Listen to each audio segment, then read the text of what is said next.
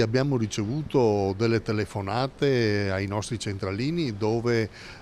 si esprime la preoccupazione per l'impossibilità di rientrare in Italia nei luoghi di lavoro, soprattutto da parte di lavoratrici badanti e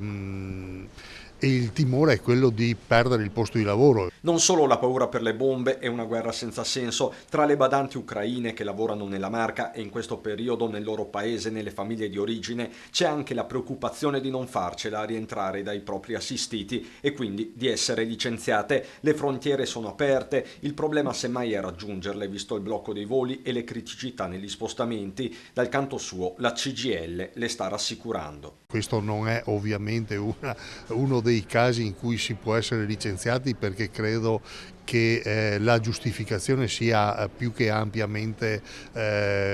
provata e visibile. Stando ai numeri della Fondazione Moressa, gli ucraini residenti in Veneto sono circa 17.000, di questi 3.650 nel Trevigiano, l'80% donne, buona parte impiegata nell'assistenza. Di disarmata vicinanza al popolo ucraino parla il vescovo Michele Tomasi in un messaggio invitando alla preghiera, mentre la regione per bocca dell'assessore competente Giampaolo Botaccin fa sapere che la protezione civile è in campo per accogliere eventuali profughi, le attrezzature sono a disposizione come le tende utilizzate nell'emergenza Covid, vicinanza fattiva inoltre quella dell'ULS 2. È chiaro che c'è la massima disponibilità nel momento in cui poi queste persone sono infermieri o sono anche medici, e se la nostra ambasciata, quindi il nostro ministero, autorizza, noi siamo più che disponibili ad accettarli, assolutamente sì, perché abbiamo bisogno sia di medici che di infermieri. Intanto CGIL e Cisle per domani, sabato 26 febbraio alle 16, promuovono una manifestazione di solidarietà al popolo ucraino in piazza Santa Maria dei Battuti nel cuore di Treviso.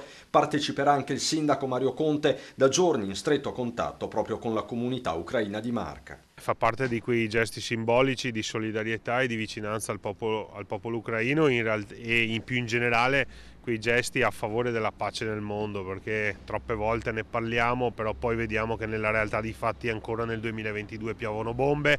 e quindi, ripeto, non è una questione politica, non è una questione di appartenenza ad un credo politico o geografico. Io credo che qui si stia discutendo della serenità e della pace nel mondo e quindi certamente porterò anche la mia solidarietà.